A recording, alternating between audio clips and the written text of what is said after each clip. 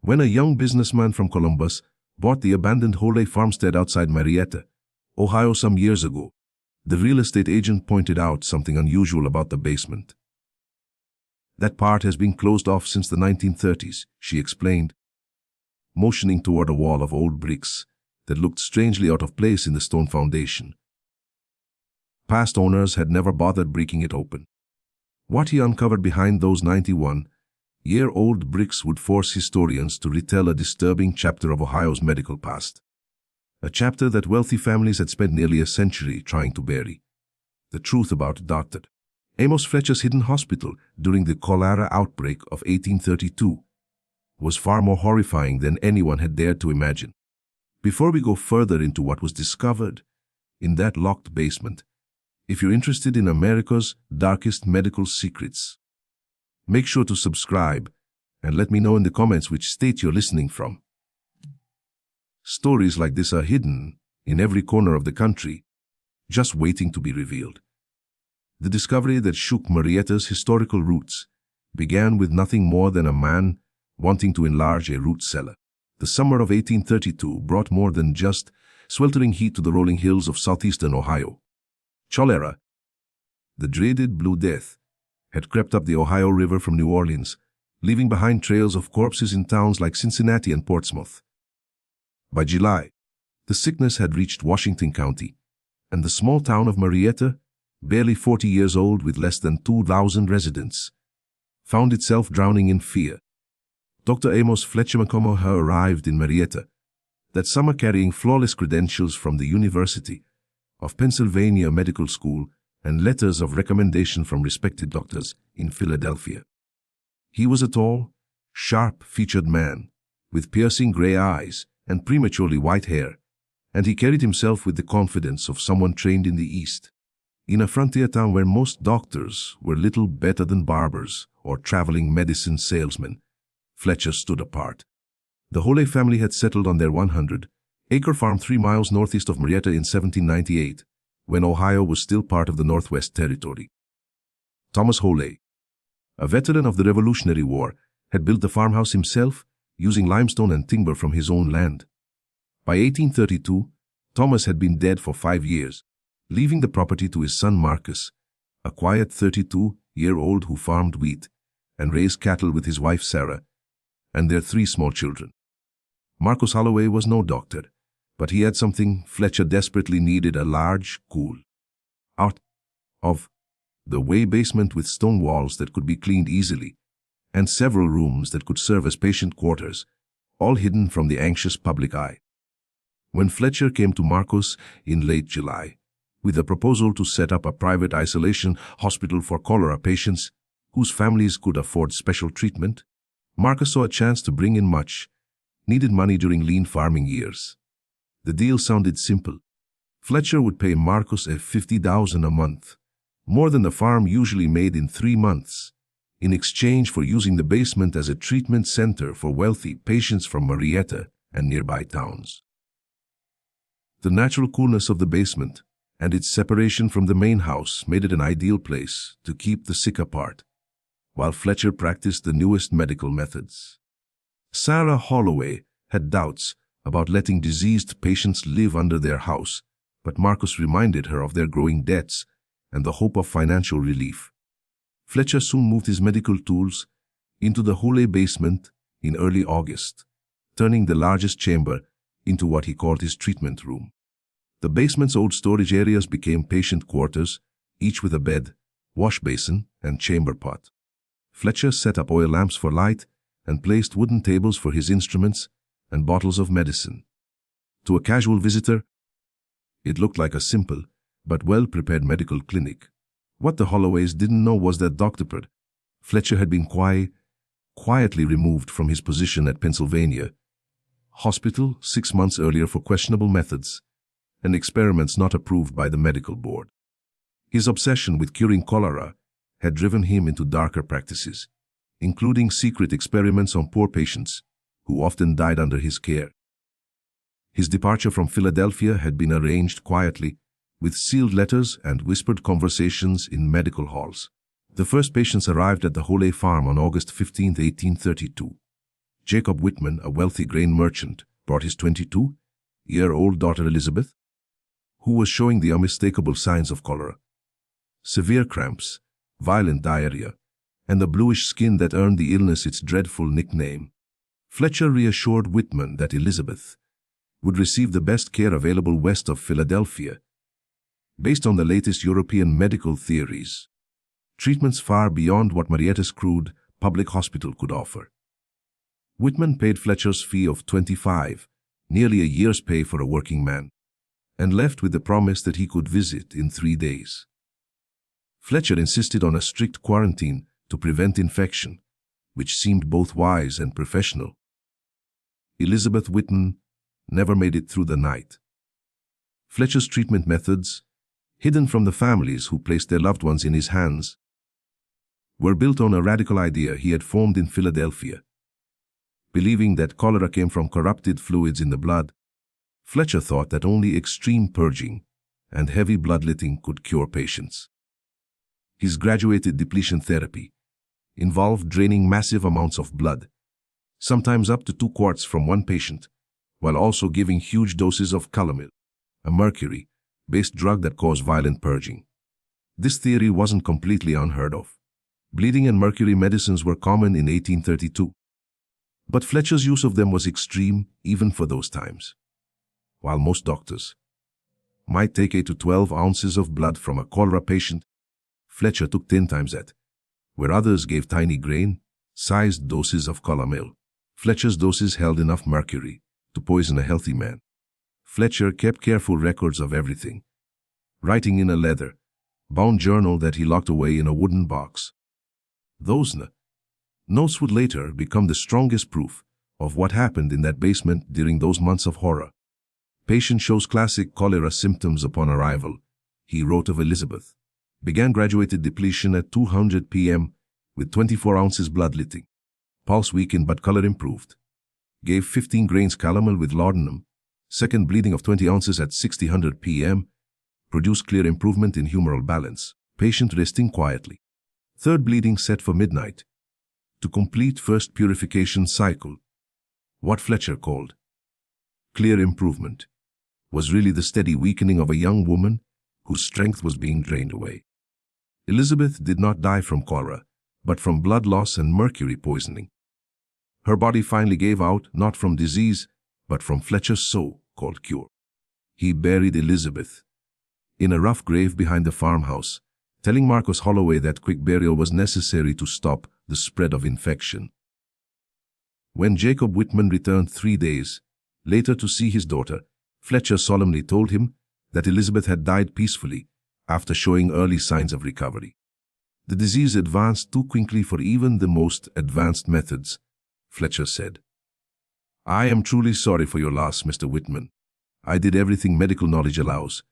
Whitman, heartbroken but thankful his daughter had died under proper medical care, rather than in the chaos of Marietta's public hospital, handed Fletcher an extra 10 for burial costs and left without suspicion. The second patient came on August 20, Thomas Carmichael, a 45-year-old blacksmith from nearby Belpre, whose family scraped together their savings for Fletcher's private care. Carmichael survived only 4 days under Fletcher's depletion therapy before meeting the same fate as Elizabeth, killed not by cholera, but by Fletcher's cure. By September, news of Fletcher's private hospital had spread across southeastern Ohio. Families, desperate and frightened by the rising number of deaths in public hospitals where patients rarely got more than a prayer and rough comfort care, began arriving at the Holloway farm with their last savings and their sick loved ones. Fletcher's polished manners and his Eastern medical credentials inspired trust among people who had never seen a university-trained doctor before. The basement that once stored jars of food and sacks of grain now held a steady line of patients who paid high prices just for the chance to die under Fletcher's careful watch. Fletcher had built the perfect kind of criminal business. His customers were desperate enough to pay whatever he asked. The disease itself killed so often that deaths did not look suspicious, and the farm's remote location allowed him to work without interference. By October 1832, Fletcher had shaped his operation into a horribly efficient system. New patients were led into the basement through a side entrance Marcus had built. Fletcher explained this was to follow quarantine rules, but in truth, it kept witnesses to a minimum. Fletcher charged people depending on how wealthy he thought they were. Merchants and professionals paid 25, skilled tradesmen paid 15, and modest farmers gave 10. On top of that, Fletcher demanded extra money for supposed special treatments and experimental cures he said came from the newest European discoveries. Families, eager to save their loved ones, handed over the extra payments without question, believing a trained doctor knew best how to fight the feared cholera. At first, the Holloway family was thankful for the steady income Fletcher brought them. But soon they started to notice worrying signs. Despite all Fletcher's promises about advanced treatments, every single patient who entered the basement eventually died. Sarah Holloway, como uma ordem fria, driven by both her instincts as a mother and her fear for her children's safety, began to suspect that Fletcher's basement was not as safe as he made it sound. "It don't seem right," she whispered to Marcus one evening in late October, as the faint groans of another patient floated up through the floorboards.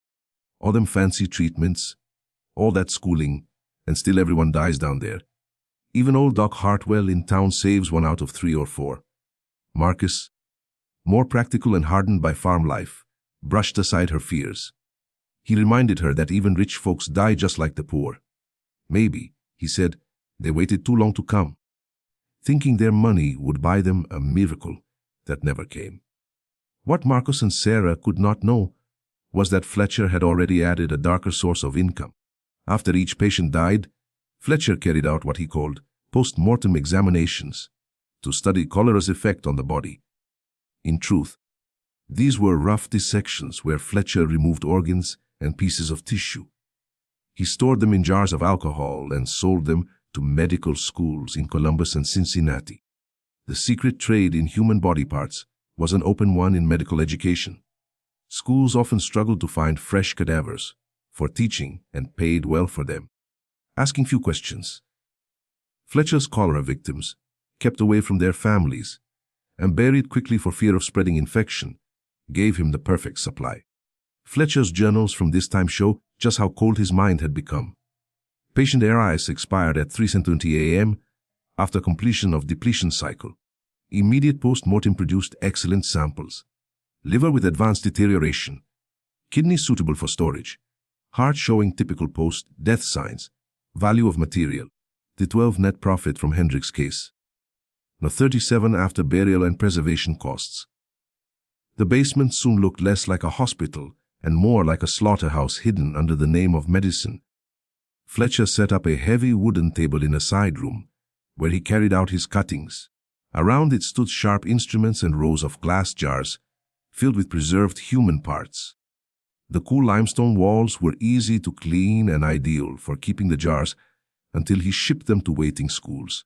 But Fletcher's careful setup began to break apart in November 1832, when 2 events happened almost at once. The first was the arrival of Martha Cunningham, the 16-year-old daughter of Reverend Isaiah Cunningham, who led Marietta's First Presbyterian Church. Martha caught cholera while helping in the church's charity hospital. Her father, despite earning little as a preacher, borrowed heavily to pay for Fletcher's private care for his only child. Unlike other patients Fletcher had taken, Martha was brought to the Holloway basement at the very start of her illness, when simple rest, clean water, and supportive care gave real hope. She was young, strong, and otherwise in good health, the kind of patient who might live long enough to expose what Fletcher was actually doing. The second event was the early and unexpected return of Dr. Benjamin Hartwell from Columbus, where he had been attending a medical meeting about cholera treatment.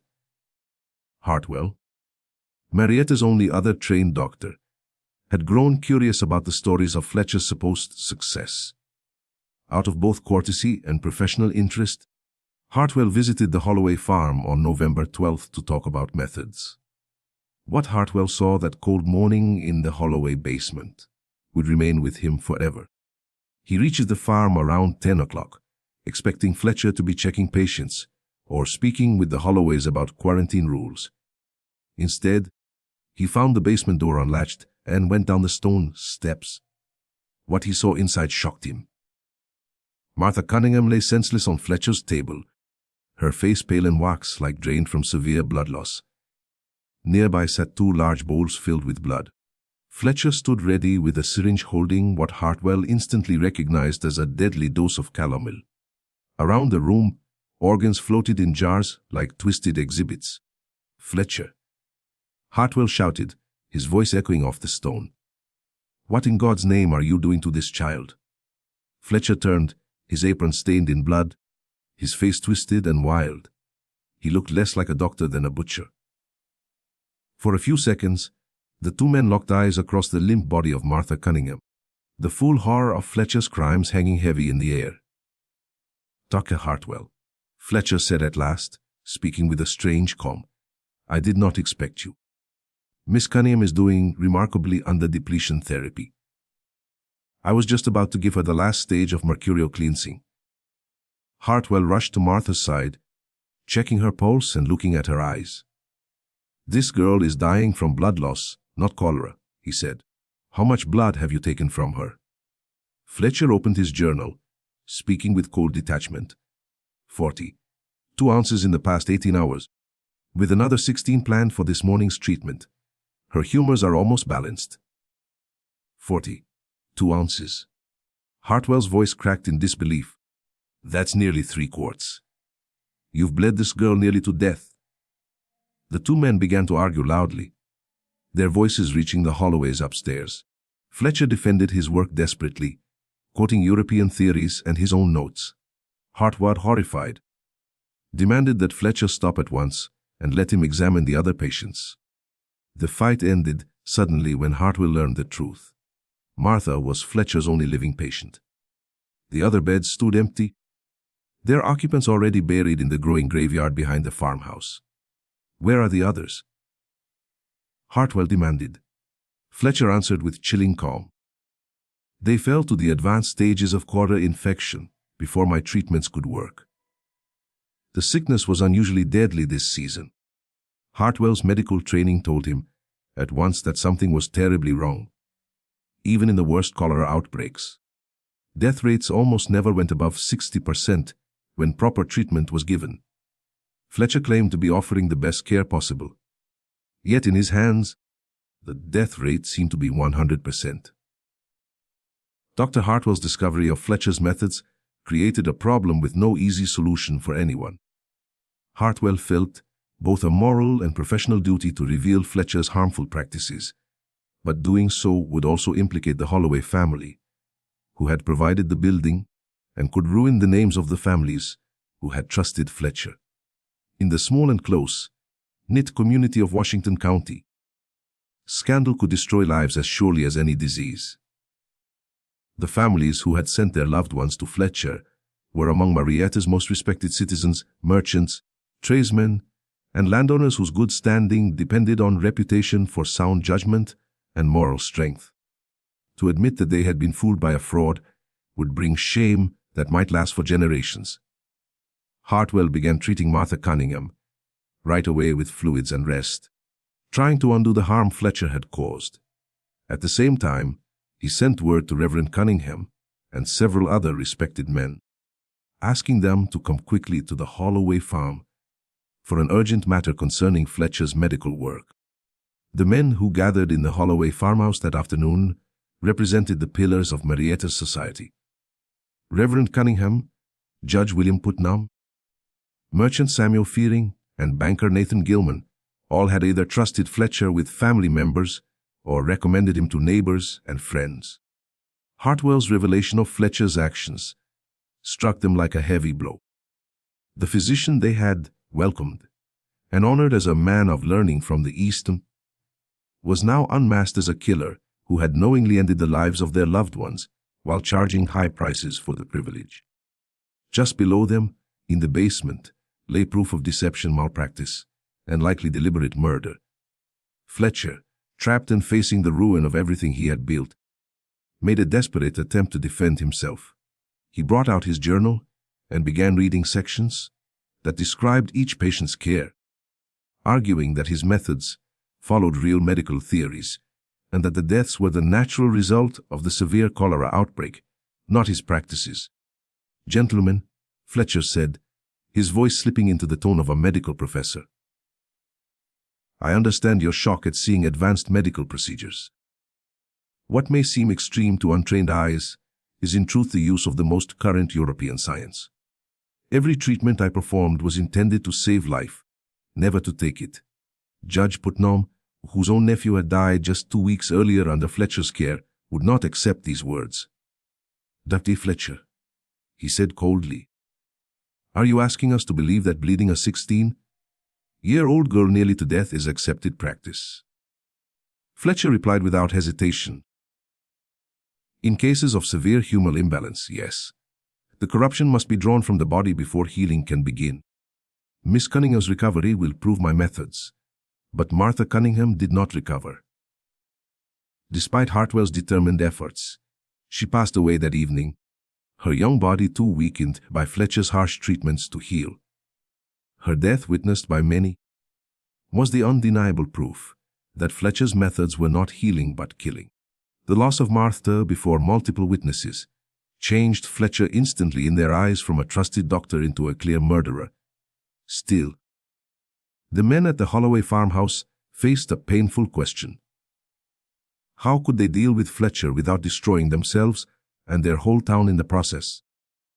A public trial would reveal the full extent of Fletcher's crimes, showing that Marietta's leading families had been deceived and their loved ones killed. The scandal would spread far beyond Washington County, staining Marietta's carefully built image as a refined, well-governed place. Land values would collapse, businesses would suffer, and families would be ruined simply for having trusted Fletcher. Judge Putnam, even in his grief for his nephew, saw the larger danger. "If this becomes public," he told them grimly, "it will destroy not only our reputations but our whole community. Who will buy goods from merchants who could not recognize a fraud? Who will trust a judge who sent a killer into his neighbors' homes?" Reverend Cunningham, crushed by his daughter's death, but thinking also of his congregation, agreed that private justice might be better than public shame. "For the families who lost dear ones must know the truth," he said, "but they also deserve to go on with dignity in this town. A public trial would punish the innocent as much as the guilty." So they decided to confront Fletcher privately and demand that he leave Ohio at once. The evidence of his crimes would be gathered and preserved but kept secret unless he refused to go. It was a bitter compromise that pleased no one, but seemed the only way to shield the community from destruction. Fletcher, however, refused to agree. Cornered and desperate, he declared that he would rather face open trial than run away like a common criminal. He warned that he would expose the Holloway family and others who had gained from his work, saying any effort to force him out would bring disgrace to them all. The standoff stretched through the night of November 12th. Fletcher barricaded himself in the basement while the leaders argued upstairs. Marcus Holloway, frightened that his family name would be dragged down with Fletcher, begged them to find a solution that spared innocent people from ruin. The crisis reached its peak just before dawn on November 13th, when Fletcher tried to slip away through the basement's outer entrance. Judge Putnam and Samuel Fearing, who were watching, caught him in the dim light before sunrise. What happened next was whispered about for many years. Fletcher was found dead at sunrise, his skull crushed as though from a fall on the stone steps outside the basement. Judge Putnam claimed Fletcher had slipped while trying to flee, striking his head on the limestone. Samuel Fearing backed this story, insisting the death was clearly an accident. Dr. Hartwell, on examining Fletcher's body, noticed signs that pointed to a more violent end than a simple fall. But when faced with the choice between revealing what seemed to be vigilante justice or protecting the community from scandal, he recorded Fletcher's death as accidental trauma from a fall. Fletcher's death solved the immediate problem of a murderer who refused to leave, but it created new troubles for the leaders who now had to hide, not only medical fraud, but also what seemed to be another killing. The basement full of proof, Fletcher's journal, his surgical tools, the preserved organs, and the crude treatment room had to be dealt with at once. They decided to seal the basement completely, locking away every trace of Fletcher's work and creating a permanent tomb for the community's darkest secret. Marcus Holloway, desperate to clear his family's name, agreed to brick up the entrance and never speak of the events again. The official version, carefully shaped and repeated, was that Dr. Fletcher had died in an accidental fall while tending to cholera patients in his private hospital. His sudden death had made it necessary to close and seal the basement facility to guard against infection. The patients who had died in his care were simply victims of the epidemic, nothing else. Reverend Cunningham led a quiet burial service for Fletcher, attended only by the men who knew the truth. Fletcher was laid to rest in Marietta Cemetery under a modest stone that read only Dr. A. Fletcher, 1796–1832, taken by accident while serving his patients. The families who had lost their loved ones under Fletcher's care were told gently that their relatives had died of cholera, despite receiving the finest treatment available. Most people accepted this explanation, feeling relieved to believe that their loved ones had died under proper medical care rather than in the confusion of the public hospital. Dr. Hartwell destroyed his own notes about Fletcher's actions and never spoke openly about what he had seen in the Holloway basement. The shock of witnessing Fletcher's crimes, along with the violent way it ended, left Hartwell deeply troubled. He turned to heavy drinking and passed away just 3 years later, taking the truth with him to his grave. Marcus Holloway used limestone quarried nearby to build a strong wall that sealed the basement entrance, making it look as though the space had always been separate from the main foundation. He planted ivy near the outside entrance and allowed it to grow thick over the stones, creating the illusion that the blocked area had been abandoned for generations. The Holloway family never discussed the grim past of their basement, not even among themselves. Marcus destroyed the furniture and equipment Fletcher had brought to the farm, burning what he could and burying the rest in hidden, unmarked spots scattered around his property. Within a year, the only trace of Fletcher's work was the sealed basement itself, hidden behind limestone and silence. The secret of the Holloway basement passed from Marcus to his son Thomas, and then from Thomas to his son Robert. Each generation of Holloways kept the sealed basement exactly as they found it, knowing that to open it would bring back a shameful family history, too heavy to face. The limestone wall slowly became part of the farmhouse's foundation, so natural to the structure that later descendants forgot it had ever been anything different. As decades slipped by, the cholera epidemic of 1832 turned into a distant memory, remembered only through church records and the names carved into cemetery stones. Families who had lost loved ones while under Fletcher's care passed down stories about relatives who had died in the terrible plague year, feeling thankful for the attention of a devoted Eastern doctor who, in their minds, had given his own life while treating the sick. Fletcher's reputation, carefully protected by the cover-up, actually grew stronger with time. He became remembered as a brave figure who brought advanced medical knowledge to the frontier, and who died tragically in the line of duty. Several families in Marietta named their sons Amos in his honor, and the town's medical society created a small scholarship in his memory. The Holloway farm itself thrived across the decades, its dark secret lying buried under fertile fields and growing herds. Marcus lived until the age of 78, taking his knowledge of Fletcher's crimes to his grave in 1878. Sarah died 10 years later, never having spoken about those dreadful months when their basement had become Fletcher's chamber of horrors.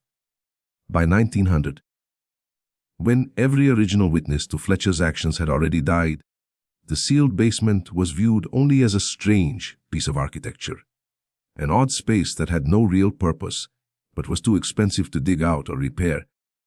The Holloway descendants who inherited the property in the early 20th century occasionally thought about opening it, but the cost and inconvenience of major construction always discouraged them. The Great Depression eventually forced the sale of the Holloway farm to pay debts and taxes, ending more than a century of family ownership. The new buyers were immigrants from Eastern Europe who spoke little English and cared nothing for local stories. They worked the land well and efficiently, but they had no interest in the farmhouse's unusual details. To save on heating, they closed off entire parts of the house, including the rooms above the sealed basement. Through the 20th century, the Holloway farmhouse changed owners several times as farming in southeastern Ohio slowly gave way to suburban neighborhoods and industrial growth. Each new owner noticed the sealed basement, but assumed it was due to old construction problems or water damage. Nobody thought to ask what might be hidden behind the limestone wall. When a young businessman from Columbus bought the abandoned Holloway farmstead a few years ago, he planned to restore the 19th century farmhouse as a weekend home. He was drawn by its quiet location and historic character, and the price was reasonable for a house in such poor condition. He hired local workers to update the electrical and plumbing systems, which required access to the basement. When the contractors came across the bricked-up section, they first thought it was a badly done renovation from long ago. But modern building codes and insurance rules required them to check the safety of the sealed area before carrying out major electrical work. On a cold morning in early spring, the new owner and his contractor began carefully removing the limestone blocks that had sealed the basement for 91 years. Over the decades, the mortar had hardened like concrete, so it took power tools and a great deal of effort to break through the wall Marcus Holloway had built back in November 1832. The first sign that something was wrong came from the smell, a heavy, musty odor suggesting long, trapped air and possibly biological decay. As more stones were pried away, the men began to glimpse the space beyond. They saw wooden furniture, bits of metal, and glass containers shining under the beams of their flashlights. When the gap was finally big enough to crawl through, the owner stepped inside with a flashlight, becoming the first person to enter Fletcher's hidden chamber of horrors since 1832. What he found would shake the very foundation of local history. In the middle of the main room still stood Fletcher's treatment table, its wooden surface stained dark with what looked like dried blood. The surgical instruments he had used lay scattered across smaller tables, their metal surfaces corroded but still recognizable as early 19th century medical tools. Glass jars that had once held preserving alcohol still lined the shelves. The liquid had long evaporated, but sticky residue remained, later proving important. Most striking of all, Fletcher's leather-bound journal sat open on a desk, its pages yellowed but still readable after nearly 2 centuries. His neat handwriting recorded, in chilling detail, the systematic killing of his patients, a record of medical crimes hidden away for almost 100 years. Realizing the importance of what he had uncovered, the owner quickly called local historians and archaeological experts. Within days, the sealed basement became the center of intense study as researchers and medical specialists tried to piece together the truth about what had happened during the cholera epidemic of 1832.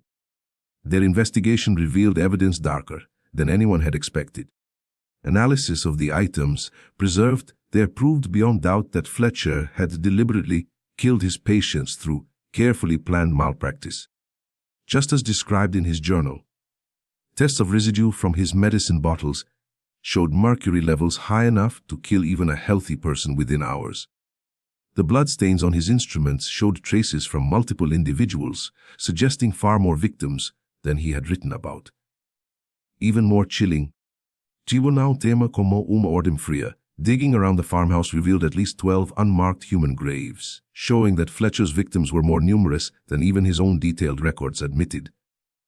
The discovery of Fletcher's hidden laboratory changed the understanding of early medical practice in Ohio and raised serious questions about how such crimes had remained covered up for so long.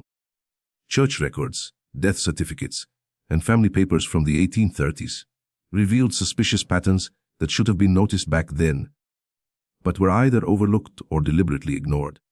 medical historians who studied the case called Fletcher's crimes, one of the most organized cases of medical murder in American frontier history, hidden by a community, wide silence that valued reputation over truth. The evidence suggested that Fletcher had killed at least 24 people in just 4 months, collecting payments that were large sums of money for that time. The findings also revealed the extraordinary efforts local leaders had made to cover up the crimes and protect their own names.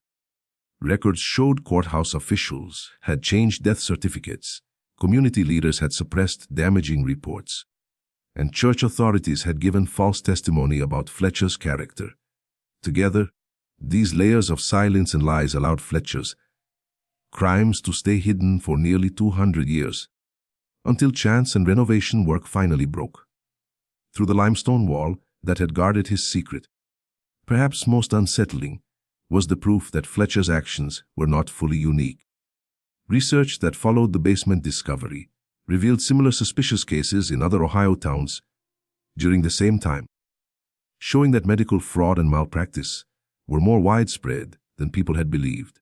The isolation of frontier medical practice and the desperation of families during deadly outbreaks gave predators like Fletcher the perfect chance to act without fear of being stopped. The discovery in the Holloway basement forced people to rethink how medicine had been regulated in early America and raise questions about how many other trusted doctors might have been running the same type of hidden operations in frontier communities.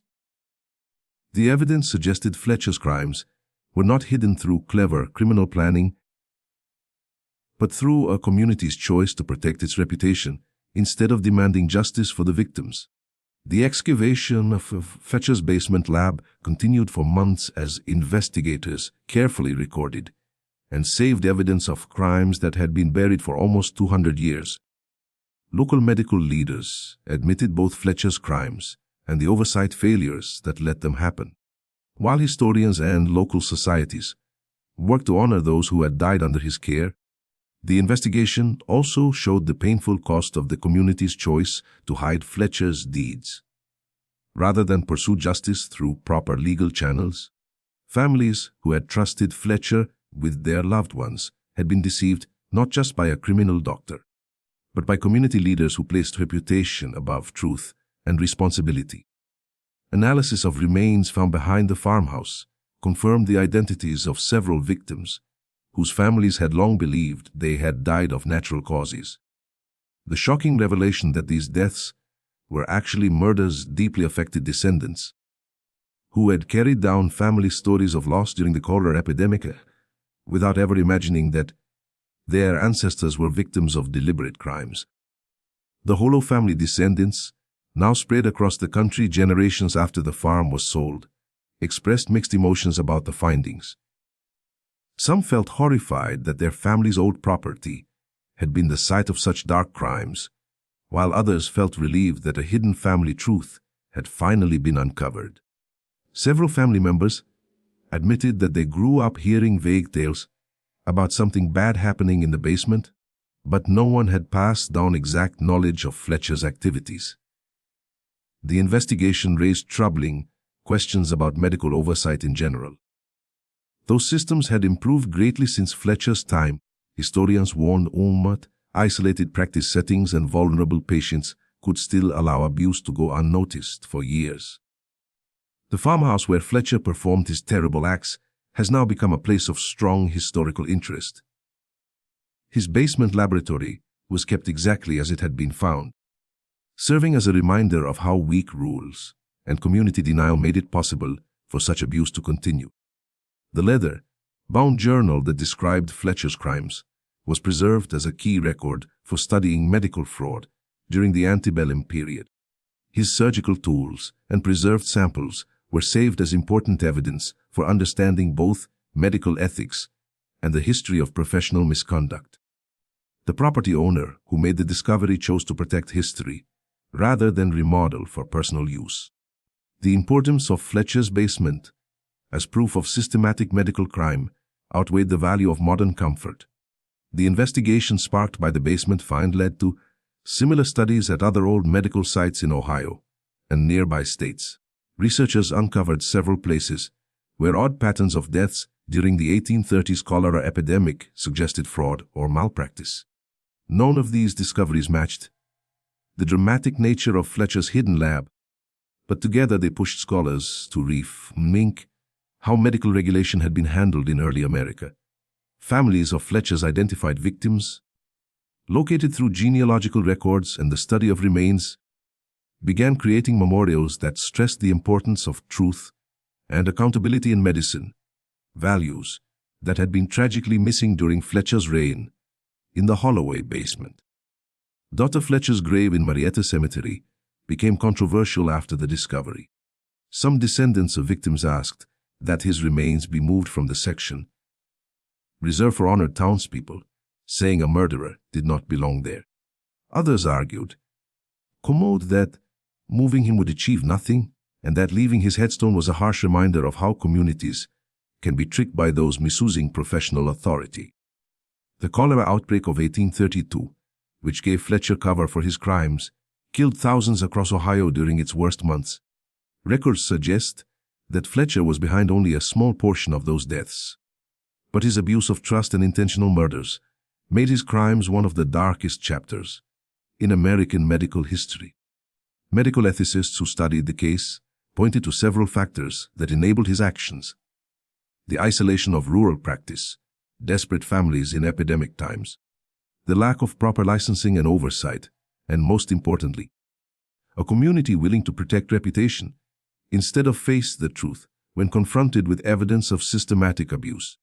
The discovery in the Holloway basement raises questions far beyond Fletcher's specific actions. How many other doctors in early America used epidemics as cover for fraud and murder? How many towns chose to hide such crimes instead of risk public scandal? How many families carried down false tales of medical care, never knowing their loved ones had been deliberately killed by those they trusted to heal? The limestone wall that kept Fletcher's crimes hidden for nearly a century stands as a symbol of denial and the extreme steps communities take to protect their image. Yet it also shows that truth eventually forces its way out, and that buried crimes cannot remain hidden forever. Fletcher's journal, filled with detailed records of murder disguised as treatment, remains a chilling warning that the most dangerous criminals often hide behind respectability and authority. His victims trusted him not despite his credentials, but because of them, making the betrayal even deeper and his crimes even more unforgivable. The basement, once known as Fletcher's Chamber of Horrors, now stands as a lesson for researchers and visitors about the importance of oversight, honesty, and accountability in healthcare. This preservation of dark history is not meant to sensationalize, but to prevent future abuse, reminding us how quickly healing can turn into harm when safeguards fail. The greatest lesson from Fletcher's basement is that silence never truly hides crime. It only delays justice and causes more pain. The community leaders who sealed his lab thought they were sparing neighbors from scandal and disgrace, but in truth they created an even greater shame that could only be healed when the truth came out nearly 200 years later. The basement discovery showed investigators a crime scene that shocked even experienced historians. It was deliberately kept intact to warn future generations about what happens when medical authority is abused and when denial is chosen over accountability. Studies stressed that Fletcher's crimes were not due to primitive 19th century medicine, but the conscious choices of a man who used his position to exploit vulnerable people. While medicine has greatly improved in terms of rules and regulation, constant vigilance is still required to stop similar abuses. Just when people thought they had seen it all, the horror of the Holloway basement reminded them how fragile trust can be and how important accountability is in healthcare. If this story sends chills down your spine, share it with a friend who enjoys dark mysteries, press the like button to support our work, and subscribe so you never miss more stories like this.